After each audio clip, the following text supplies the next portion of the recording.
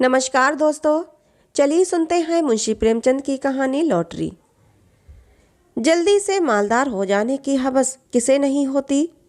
उन दिनों जब लॉटरी के टिकट आए तो मेरे दोस्त विक्रम के पिता, चचा, अम्मा और भाई सभी ने एक एक टिकट खरीद लिया।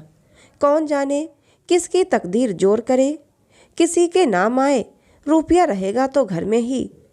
मगर विक्रम को सब्र न हुआ। औरों के नाम रुपये आएंगे फिर उसे कौन पूछता है। बहुत होगा 10-5 हज़ार उसे दे देंगे। इतने रुपयों में उसका क्या होगा। उसकी जिंदगी में बड़े बड़े मंसूबे थे। पहले तो उसे संपूर्ण जगत की यात्रा करनी थी, एक एक कोने की। पेरू और ब्राजील और टिम्बकटू और होनोलुलु, ये सब उसके प्रोग्राम में थे। वो आंधी की तरह महीने 2 महीने उड़कर लौट आने वालों में से न था। वो एक एक स्थान में कई कई दिन ठहरकर वहाँ के रहन सहन, रीति रिवाज आदि का अध्ययन करना और संसार यात्रा का एक बृहद ग्रंथ लिखना चाहता था। फिर उसे एक बहुत बड़ा पुस्तकालय बनवाना था जिसमें दुनिया भर की उत्तम रचनाएं जमा की जाएं। पुस्तकालय के लिए वो 2 लाख तक खर्च करने को तैयार था। बंगला, कार और फर्नीचर तो मामूली बातें थीं। पिता या चचा के नाम रुपये आए तो 5 हज़ार से ज़्यादा का डॉल नहीं। अम्मा के नाम आए तो 20 हज़ार मिल जाएंगे। लेकिन भाई साहब के नाम आ गए तो उसके हाथ धेला भी ना लगेगा। वो आत्माभिमानी था। घर वालों से खैरात या पुरस्कार के रूप में कुछ लेने की बात उसे अपमान सी लगती थी। कहा करता था, भाई किसी के सामने हाथ फैलाने से तो किसी गड्ढे में डूब मरना अच्छा है। जब आदमी अपने लिए संसार में कोई स्थान न निकाल सके तो यहाँ से प्रस्थान कर जाए। वो बहुत बेकरार था। घर में लॉटरी टिकट के लिए उसे कौन रुपये देगा, और मांगे भी तो कैसे मांगे। उसने बहुत सोच विचार कर कहा, क्यों ना हम तुम साझे में एक टिकट ले लें। तजवीज़ मुझे भी पसंद आ गई। मैं उन दिनों स्कूल मास्टर था। 20 रुपये मिलते थे, उसमें बड़ी मुश्किल से गुजर होती थी। 10 रुपये का टिकट खरीदना मेरे लिए सफ़ेद हाथी खरीदना था। हाँ, 1 महीना दूध, घी, जलपान और ऊपर के सारे खर्च तोड़कर 5 रुपये की गुंजाइश निकल सकती थी। फिर भी जी डरता था, कहीं से कोई बलाई रकम मिल जाए तो कुछ हिम्मत बढ़े। विक्रम ने कहा, कहो तो अपनी अंगूठी बेच डालूं। कह दूंगा। उंगली से फिसल पड़ी। अंगूठी 10 रुपये से कम की न थी। उसमें पूरा टिकट आ सकता था। अगर कुछ खर्च किए बिना ही टिकट में आधा साझा हुआ जाता है तो क्या बुरा है। सहसा विक्रम फिर बोला, लेकिन भाई तुम्हें नकद देने पड़ेंगे। मैं 5 रुपये नकद लिए बगैर साझा न करूँगा। अब मुझे औचित्य का ध्यान आ गया। बोला, नहीं दोस्त, यह बुरी बात है। चोरी खुल जाएगी तो शर्मिंदा होना पड़ेगा और तुम्हारे साथ मुझ पर भी डांट पड़ेगी। आखिर ये तय हुआ कि पुरानी किताबें किसी सेकंड हैंड किताबों की दुकान पर बेच डाली जाएं और उस रुपये से टिकट लिया जाए। किताबों से ज़्यादा बेजरूरत हमारे पास और कोई चीज़ न थी। हम दोनों साथ ही मैट्रिक पास हुए थे और ये देखकर कि जिन्होंने डिग्रियां लीं अपनी आंखें फोड़ी और घर के रुपये बर्बाद किए, वो भी जूतियां चटका रहे थे। वहीं हॉल्ट कर दिया। मैं स्कूल मास्टर हो गया और विक्रम मटर गश्ती करने लगा। हमारी पुरानी पुस्तकें अब दीमकों के सिवा हमारे किसी काम की न थीं। हमसे जितना चाटते बना चाटा, उनका सख्त निकाल लिया। अब चूहे चाटे या दीमक हमें परवाह न थी। आज हम दोनों ने उन्हें कूड़े खाने से निकाला और झाड़ पोंछ कर एक बड़ा सा गट्ठर बांधा। मास्टर था, किसी बुक सेलर की दुकान पर किताब बेचते हुए झेपता था। मुझे सभी पहचानते थे, इसलिए ये खिदमत विक्रम के सुपुर्द हुई और वो आधे घंटे में 10 रुपये का एक नोट लिए उछलता कूदता आ पहुंचा। मैंने उसे इतना प्रसन्न कभी न देखा था। किताबें 40 रुपये से कम की न थीं, पर ये 10 रुपये उस वक्त हमें जैसे पड़े हुए मिले। अब टिकट में आधा साझा होगा, 10 लाख की रकम मिलेगी। 5 लाख मेरे हिस्से में आएंगे, 5 विक्रम के। हम अपने इसी में मग्न थे। मैंने संतोष का भाव दिखाकर कहा, 5 लाख भी कुछ कम नहीं होते जी। विक्रम इतना संतोषी न था। बोला, 5 लाख क्या, हमारे लिए तो इस वक्त 500 भी बहुत हैं भाई। मगर जिंदगी का प्रोग्राम तो बदलना पड़ गया। मेरी यात्रा वाली स्कीम तो टल नहीं सकती। हाँ, पुस्तकालय गायब हो गया। उसकी बात पर मैंने आपत्ति की। आखिर यात्रा में तुम 2 लाख से ज़्यादा तो खर्च ना करोगे ना? जी नहीं, उसका बजट है 3.5 लाख का। 7 बरस का प्रोग्राम है। 50,000 रुपये साल तो हुए ही। 4,000 महीना कहो। मैं समझता हूँ 2,000 में तुम बड़े आराम से रह सकते हो। विक्रम ने गर्म होकर कहा, मैं शान से रहना चाहता हूँ, भिखारियों की तरह नहीं। 2,000 में भी तो तुम शान से रह सकते हो। जब तक आप अपने हिस्से में से 2 लाख मुझे ना दे देंगे, पुस्तकालय ना बन सकेगा।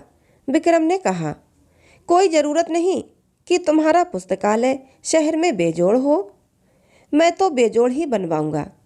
इसका तुम्हें इख्तियार है, लेकिन मेरे रुपये में से तुम्हें कुछ ना मिल सकेगा। मेरी ज़रूरतें देखो। तुम्हारे घर में काफ़ी जायदाद है। तुम्हारे सिर कोई बोझ नहीं। मेरे सिर तो सारी गृहस्थी का बोझ है। 2 बहनों का विवाह है, 2 भाइयों की शिक्षा है, नया मकान बनवाना है। मैंने तो निश्चय कर लिया है कि सब रुपये सीधे बैंक में जमा कर दूंगा।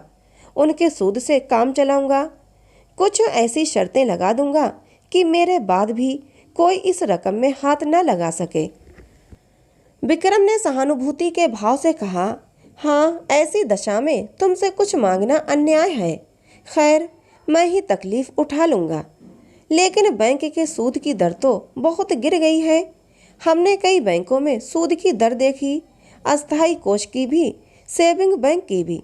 बेशक दर बहुत कम थी। 2-2.5 रुपये सैकड़े ब्याज पर जमा करना व्यर्थ है। क्यों ना लेन देन का कारोबार शुरू किया जाए। लेन देन में सूद भी अच्छा मिलेगा और अपना रौब दाब भी रहेगा। हाँ, जब तक अच्छी जमानत ना हो, किसी को रुपया ना देना चाहिए, चाहे आसामी कितना ही मातवर क्यों ना हो। और जमानत पर रुपये दे ही क्यों, जायदाद रेहन लिखाकर रुपये देंगे, फिर तो कोई खटका न रहेगा। ये मंजिल भी तय हुई। अब ये प्रश्न उठा कि टिकट पर किसका नाम रहे। विक्रम ने अपना नाम रखने के लिए बड़ा आग्रह किया। अगर उसका नाम ना रहा तो वो टिकट ही ना लेगा। मैंने कोई उपाय न देखकर मंजूर कर लिया और बिना किसी लिखा पढ़ी के, जिससे आगे चलकर मुझे बड़ी परेशानी हुई। एक एक करके इंतजार के दिन कटने लगे। भोर होते ही हमारी आंखें कैलेंडर पर जातीं। मेरा मकान विक्रम के मकान से मिला हुआ था। स्कूल जाने से पहले और स्कूल से आने के बाद हम दोनों साथ बैठकर अपने अपने मंसूबे बांधा करते और इस तरह साए साए कि कोई सुन न ले। हम अपने टिकट खरीदने का रहस्य छिपाए रखना चाहते थे। ये रहस्य जब सत्य का रूप धारण कर लेगा, उस वक्त लोगों को कितना विस्मय होगा।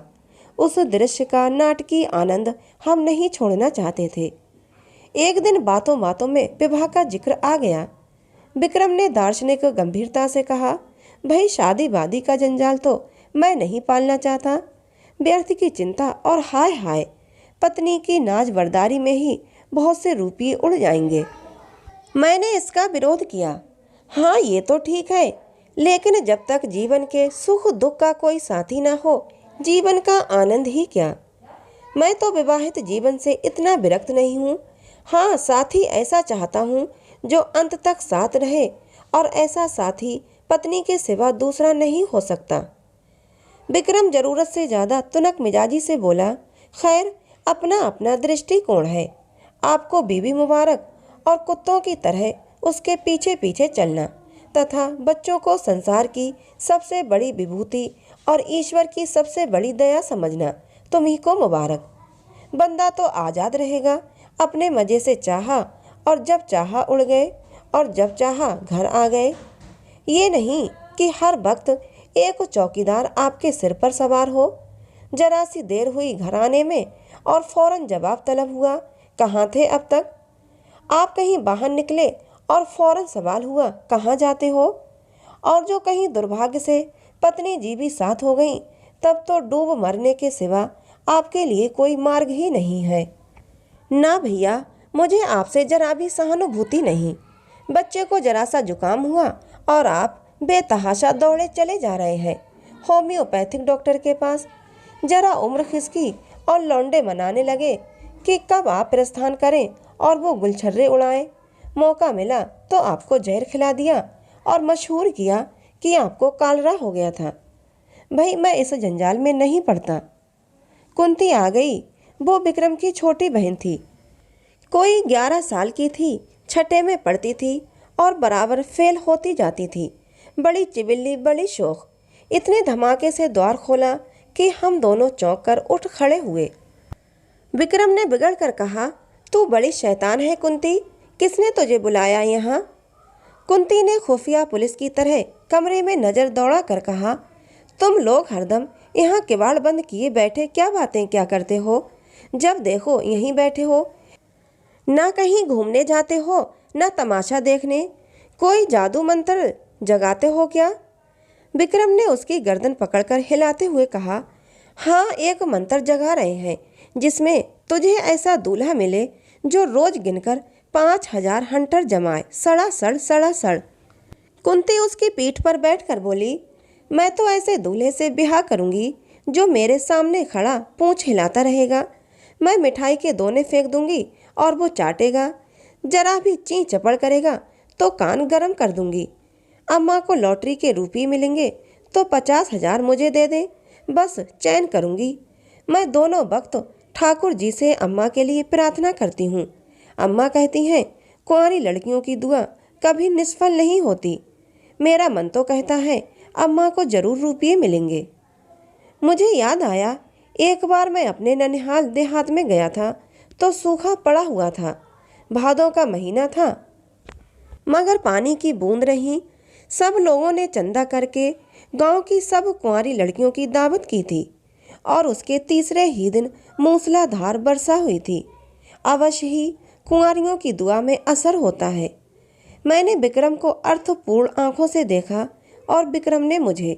आंखों ही में हमने सलाह कर ली और निश्चय भी कर लिया। विक्रम ने कुंती से कहा, अच्छा, तुझसे एक बात कहें, किसी से कहोगी तो नहीं? नहीं, तू तो बड़ी अच्छी लड़की है, किसी से ना कहेगी। मैं अब की तुझे खूब पढ़ाऊंगा और पास करा दूंगा। बात यह है कि हम दोनों ने भी लॉटरी का टिकट लिया है। हम लोगों के लिए भी ईश्वर से प्रार्थना कर दिया कर। अगर हमें रुपये मिले तो तेरे लिए अच्छे अच्छे गहने बनवा देंगे। सच? कुंती को विश्वास न आया। हमने कसमें खाई, वो नखरे करने लगी। जब हमने उसे सिर से पांव तक सोने और हीरे से मढ़ देने की प्रतिज्ञा की, तब वो हमारे लिए दुआ करने पर राजी हुई। लेकिन उसके पेट में मनो मिठाई पच सकती थी, वो जरा सी बात ना पची। सीधे अंदर भागी और एक क्षण में सारे घर में वो खबर फैल गई।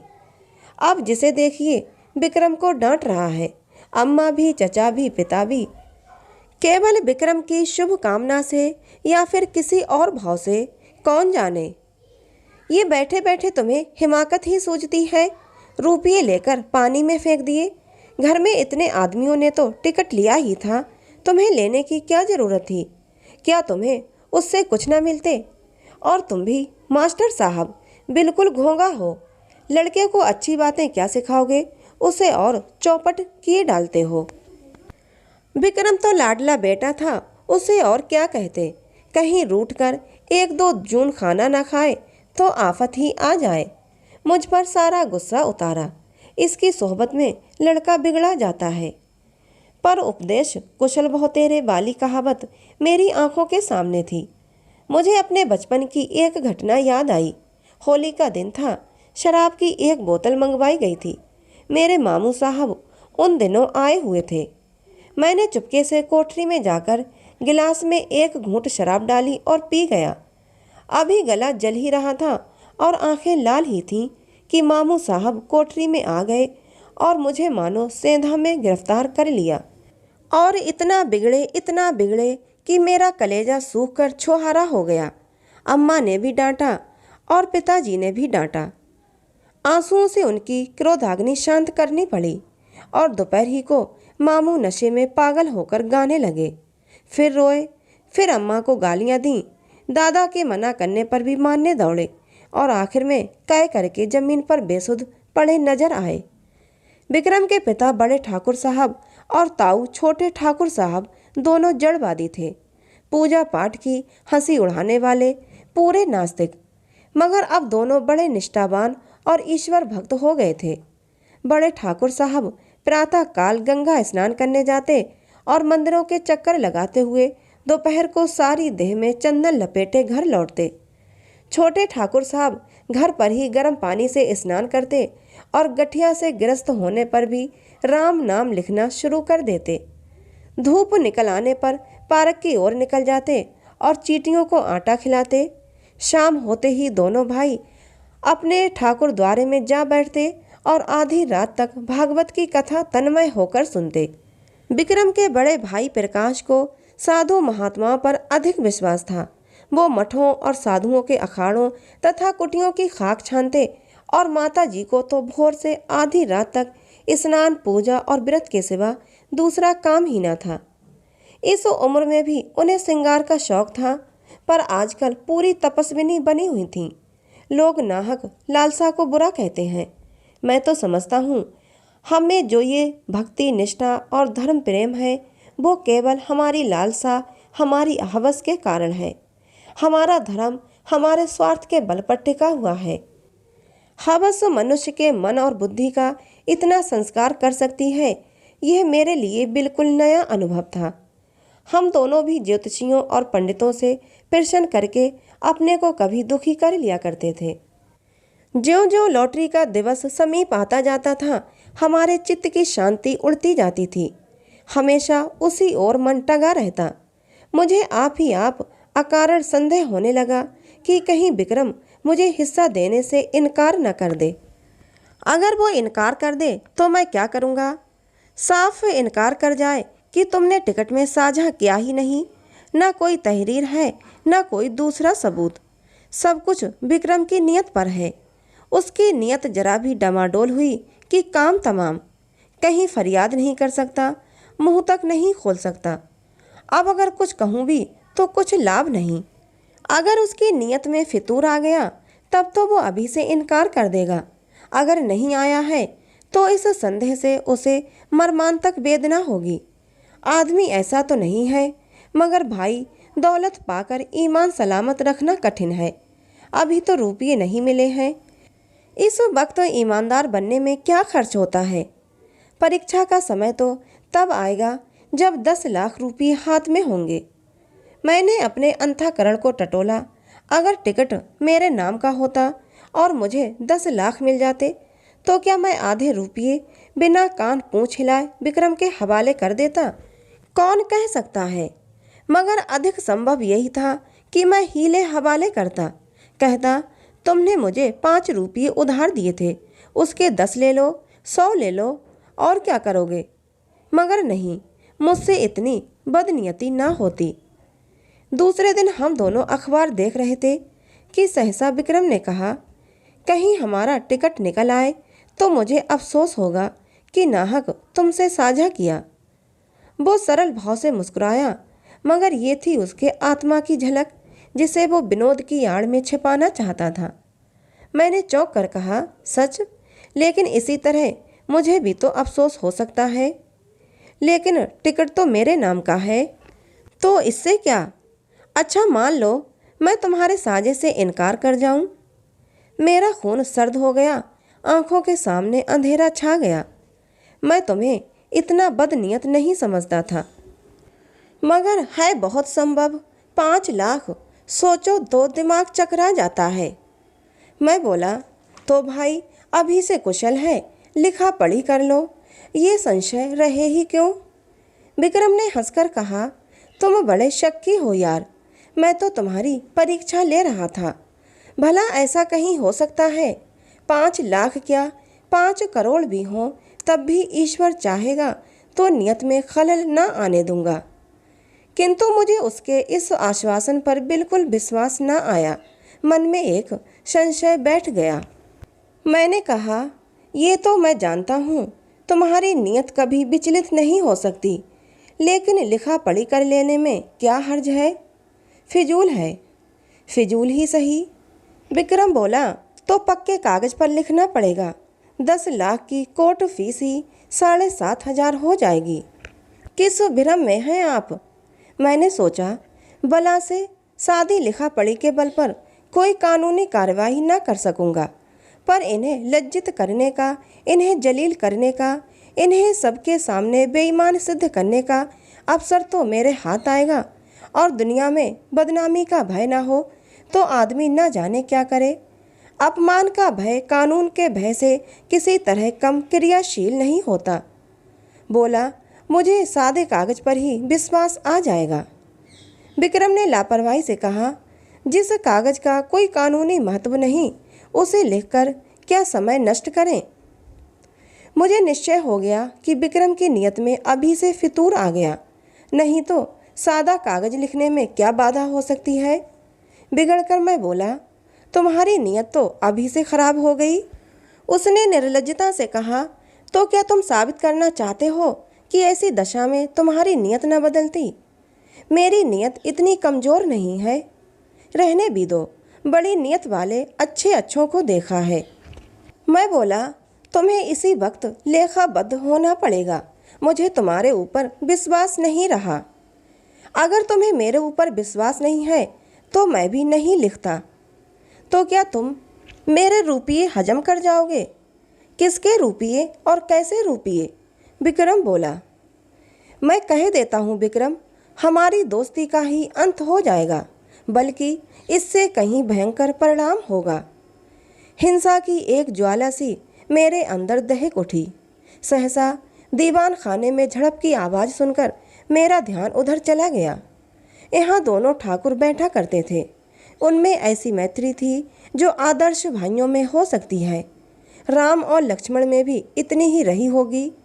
झड़प की तो बात ही क्या, मैंने उनमें कभी विवाद होते भी न सुना था।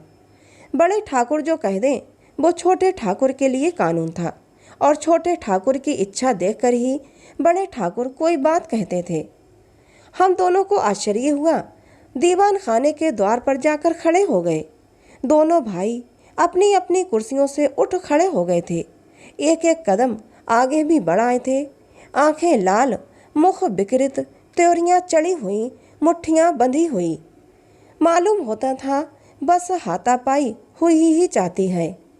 छोटे ठाकुर ने हमें देखकर पीछे हटते हुए कहा, सम्मिलित परिवार में जो कुछ भी और कहीं से भी और चाहे किसी के नाम भी आए, वो सबका है और बराबर है। बड़े ठाकुर ने विक्रम को देखकर एक कदम और आगे बढ़ाया। हरगिज नहीं, अगर मैं कोई जुर्म करूं तो मैं पकड़ा जाऊंगा। सम्मिलित परिवार नहीं, मुझे सजा मिलेगी। सम्मिलित परिवार को नहीं, यह एक वैयक्तिक प्रश्न है। इसका फैसला अदालत से होगा। शौक से अदालत जाइए। अगर मेरे लड़के, मेरी बीवी या मेरे नाम लॉटरी निकली तो आपका उससे कोई संबंध न होगा। उसी तरह जैसे आपके नाम लॉटरी निकले तो मुझसे, मेरी बीवी से या मेरे लड़के से उससे कोई संबंध न होगा। अगर मैं जानता कि आपकी नीयत ऐसी है तो मैं भी बीवी बच्चों के नाम से टिकट ले सकता था। दूसरा बोला, यह तो आपकी गलती है। पहला बोला, क्योंकि मुझे विश्वास था कि आप मेरे भाई हैं। भाई ये तो जुआ है, आपको समझ लेना चाहिए था। जुए की हार जीत का खानदान पर कोई असर नहीं पड़ सकता। अगर आप कल को 10-5 हजार रेस में हार जाएं तो खानदान उसका जिम्मेदार न होगा, मगर भाई का हक दबाकर आप सुखी नहीं रह सकते। अच्छा, लेकिन आप ना तो ब्रह्मा हैं, ना ईश्वर और ना कोई महात्मा। विक्रम की माता ने सुना कि दोनों भाइयों में ठनी हुई है और मल्ल युद्ध हुआ चाहता है तो दौड़ी हुई बाहर आई और दोनों को समझाने लगी। छोटे ठाकुर ने बिगड़ कर कहा, आप मुझे क्या समझाती हैं, उन्हें समझाइए। जो 4-4 टिकट लिए हुए बैठे हैं, मेरे पास क्या है, एक टिकट, उसका क्या भरोसा। मेरी अपेक्षा जिन्हें रुपये मिलने का चौगुना चांस है, उनकी नीयत बिगड़ जाए तो लज्जा और दुख की बात है। ठकुराइन ने देवर को दिलासा देते हुए कहा, अच्छा, मेरे रुपये में से आधे तुम्हारे, अब तो खुश हो। बड़े ठाकुर ने बीबी की जबान पकड़ी, क्यों आधे ले लेंगे, मैं एक धेला भी ना दूंगा। हम मुरौबत और सह्रदता से काम लें, फिर भी उन्हें 5वें हिस्से से ज़्यादा किसी तरह न मिलेगा। आधे का दावा किस नियम से हो सकता है, न बौद्धिक, न धार्मिक, न नैतिक। छोटे ठाकुर ने खिसिया कर कहा, सारी दुनिया का कानून आप ही तो जानते हैं। जानते ही हैं, 30 साल तक वकालत नहीं की है। यह सारी वकालत निकल जाएगी जब कलकत्ते का बैरिस्टर सामने खड़ा कर दूंगा। बैरिस्टर की ऐसी तैसी, चाहे वो कलकत्ते का हो या लंदन का। छोटे ठाकुर बोले, मैं आधा लूँगा, उसी तरह जैसे घर की जायदाद में मेरा आधा है। इतने में विक्रम के बड़े भाई साहब सिर और हाथ में पट्टी बांधे, लंगड़ाते हुए, कपड़ों पर ताज़ा खून लगाए, प्रसन्न मुख आकर एक आराम कुर्सी पर गिर पड़े।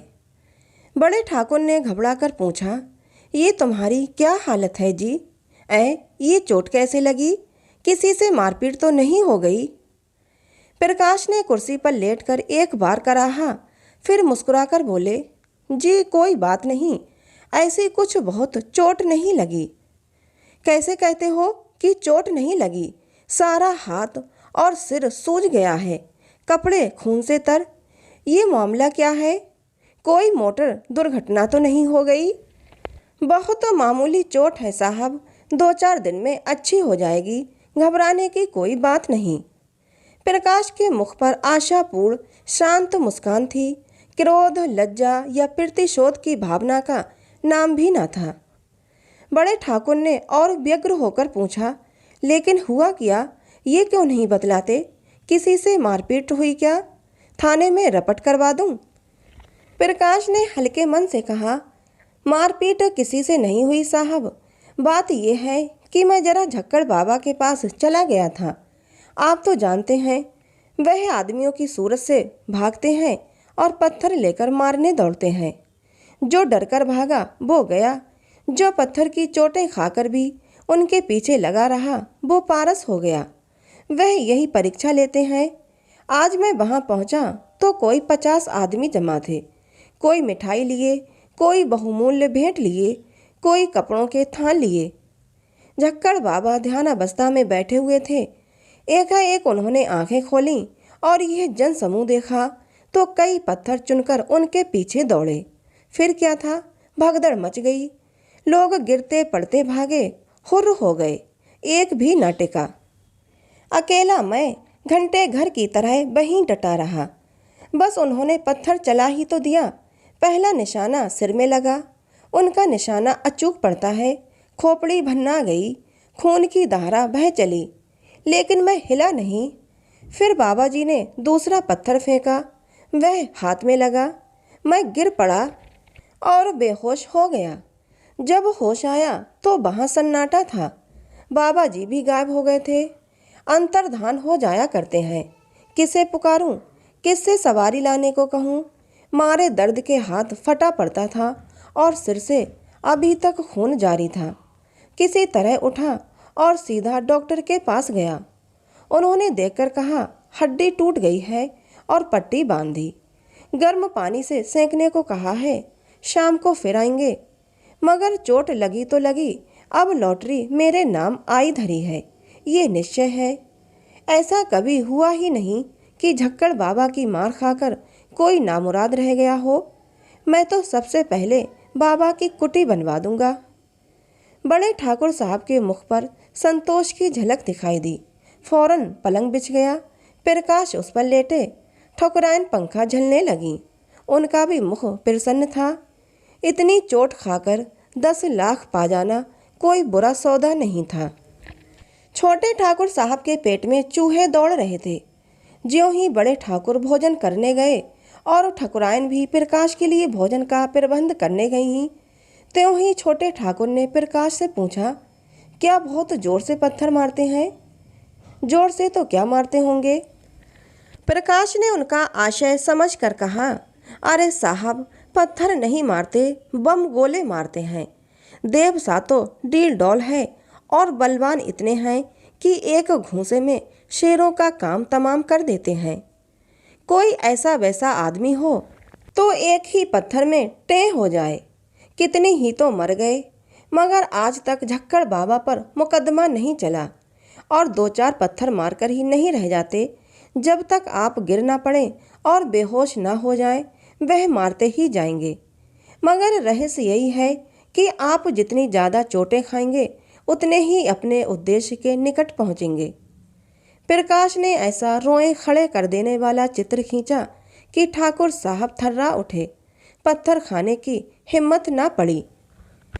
आखिर भाग्य के निपटारे का दिन आया। जुलाई की 20वीं तारीख, कत्ल की रात।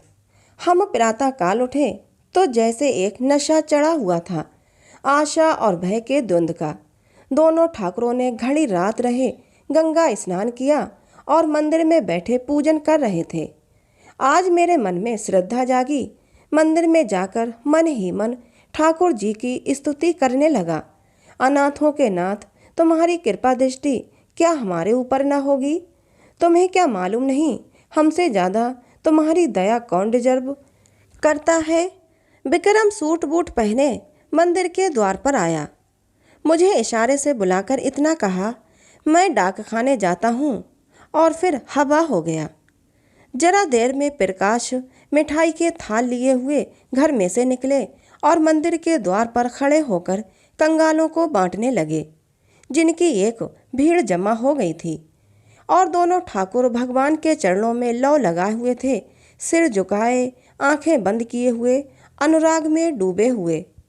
बड़े ठाकुर ने सिर उठाकर पुजारी की ओर देखा और बोले, भगवान तो बड़े भक्त वत्सल हैं, क्यों पुजारी जी? पुजारी जी ने समर्थन किया, हाँ सरकार, भक्तों की रक्षा के लिए तो भगवान क्षीर सागर से दौड़े और गज को गिरह के मुंह से बचाया। एक क्षण के बाद छोटे ठाकुर साहब ने सिर उठाया और पुजारी जी से बोले, क्यों पुजारी जी, भगवान तो सर्वशक्तिमान है, अंतर्यामी, सबके दिलों का हाल जानते हैं। पुजारी ने समर्थन किया, हाँ सरकार, अंतर्यामी न होते तो सबके मन की बात कैसे जान पाते? शबरी का प्रेम देखकर स्वयं उनकी मनोकामना पूरी की थी। पूजन समाप्त हुआ, आरती हुई। दोनों भाइयों ने आज ऊंचे स्वर से आरती गाई और बड़े ठाकुर ने 2 रुपये थाल में डाले, छोटे ठाकुर ने 4 रुपये डाले। बड़े ठाकुर ने एक बार कोप दृष्टि से देखा और मुंह फेर लिया। सहसा बड़े ठाकुर ने पुजारी से पूछा, तुम्हारा मन क्या कहता है पुजारी जी? पुजारी बोला, सरकार की फतेह है। छोटे ठाकुर ने पूछा, और मेरी? पुजारी ने उसी मुस्तैदी से कहा, आपकी भी फतेह है। बड़े ठाकुर श्रद्धा से डूबे भजन गाते हुए मंदिर से निकले। प्रभु जी, मैं तो आयो शरण तिहारे। हाँ प्रभु जी। 1 मिनट में छोटे ठाकुर साहब भी मंदिर से गाते हुए निकले। अब पत राखो मोरे दया निधन, तोरी गति लखी न परे। मैं भी पीछे निकला और जाकर मिठाई बांटने में प्रकाश बाबू की मदद करनी चाहिए।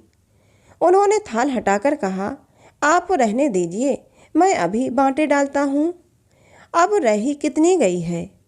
मैं खिसियाकर डाक खाने की तरफ चला कि विक्रम मुस्कुराता हुआ साइकिल पर आ पहुँचा। उसे देखते ही सभी जैसे पागल हो गए। दोनों ठाकुर सामने ही खड़े थे। दोनों बाज की तरह झपटे। प्रकाश के थाल में थोड़ी सी मिठाई बच रही थी। उसने थाल जमीन पर पटका और दौड़ा, और मैंने तो उस उन्माद में विक्रम को गोद में उठा लिया। मगर कोई उससे कुछ पूछता नहीं था। सभी जय जयकार की हाँक लगा रहे थे। बड़े ठाकुर ने आकाश की ओर देखा, बोलो राजा रामचंद्र की जय। छोटे ठाकुर ने छलांग मारी और बोले, बोलो हनुमान जी की जय। प्रकाश तालियां बजाता हुआ चीखा, दुहाई झक्कड़ बाबा की। विक्रम ने जोर जोर से कह कहा मारा, फिर अलग खड़ा होकर बोला, जिसका नाम आया है उससे 1 लाख लूँगा, बोलो है मंजूर। बड़े ठाकुर ने उसका हाथ पकड़ा और बोले, पहले बता तो। ना, यूँ नहीं बताता। छोटे ठाकुर बिगड़े। महज बताने के लिए 1 लाख? शाबाश। प्रकाश ने भी त्योरी चढ़ाई। क्या डाकखाना हमने देखा नहीं है? अच्छा तो अपना अपना नाम सुनने के लिए तैयार हो जाओ। सभी लोग फौजी अटेंशन की दशा में निश्चल खड़े हो गए। होश हवास ठीक रखना, विक्रम ने कहा। सभी पूर्ण सचेत हो गए। अच्छा तो सुनिए कान खोलकर, इस शहर का सफाया है। इस शहर का ही नहीं, संपूर्ण भारत का सफाया है। अमेरिका के एक हफ्सी का नाम आ गया। बड़े ठाकुर झल्लाए। झूठ झूठ बिल्कुल झूठ। छोटे ठाकुर ने पैंतरा बदला। कभी नहीं, 3 महीने की तपस्या यूं ही रही। वाह। प्रकाश ने छाती ठोंक कर कहा, यहाँ सिर मुड़वाए और हाथ तुड़वाए बैठे हैं। क्या ये कोई दिल लगी है? इतने में और 50 आदमी उधर से रोनी सूरत लिए निकले। ये बेचारे भी डाकखाने से अपनी किस्मत को रोते चले आ रहे थे। मार ले गया अमेरिका का हफ्सी, अभागा, पिशाच, दुष्ट। अब कैसे किसी को विश्वास न आता। बड़े ठाकुर झल्लाए हुए मंदिर में गए और पुजारी को डिसमिस कर दिया। इसीलिए तुम्हें इतने दिनों से पाल रखा है। हराम का माल खाते हो और चैन करते हो। छोटे ठाकुर साहब की तो जैसे कमर टूट गई। 2-3 बार सिर पीटा और वहीं बैठ गए। मगर प्रकाश के क्रोध का पारावार न था। उसने अपना मोटा सोटा लिया और झक्कड़ बाबा की मरम्मत करने चला। माताजी ने केवल इतना कहा, सभी ने बेईमानी की है, मैं कभी मानने की नहीं। हमारे देवता क्या करें, किसी के हाथ से थोड़ी ही छीन लाएंगे। रात को किसी ने खाना नहीं खाया। मैं भी उदास बैठा हुआ था कि विक्रम आकर बोला, चलो होटल से कुछ खा आए, घर में तो चूल्हा नहीं जला। मैंने पूछा, तुम डाकखाने से आए तो बहुत प्रसन्न क्यों थे? उसने कहा, जब मैंने डाकखाने के सामने हजारों की भीड़ देखी तो मुझे अपने लोगों के गधेपन पर हंसी आई। एक शहर में इतने आदमी हैं तो सारे हिंदुस्तान में इसके 1000 गुने से कम न होंगे, और दुनिया में तो लाख गुने से भी ज़्यादा हो जाएंगे। मैंने आशा का जो एक पर्वत सा खड़ा कर रखा था, वो जैसे एक बारगी इतना छोटा हुआ कि राई बन गया और मुझे हंसी आई। जैसे कोई दानी पुरुष छटाक भर अन्न हाथ में लेकर 1 लाख आदमियों को न्योता दे बैठे, और हमारे घर का एक एक आदमी समझ रहा है कि। मैं भी हंसा। हाँ, बात तो यथार्थ में यही है, और हम दोनों लिखा पढ़ी के लिए मरते रहे। मगर सच बताना, तुम्हारी नीयत खराब हुई थी कि नहीं? विक्रम मुस्कुराया और बोला, अब क्या करोगे पूछकर पर्दा ढका रहने दो। तो दोस्तों, ये कहानी थी मुंशी प्रेमचंद की, जिसका नाम था लॉटरी। कहानी आपको कैसी लगी कमेंट करके ज़रूर बताना। जाते जाते कहानी को 1 लाइक और एक प्यारा सा कमेंट जरूर करते जाना। साथ ही ऐसी और मनोहर कहानियों के लिए हमारे चैनल को सब्सक्राइब जरूर कर लेना। मिलते हैं अगली किसी नई कहानी में।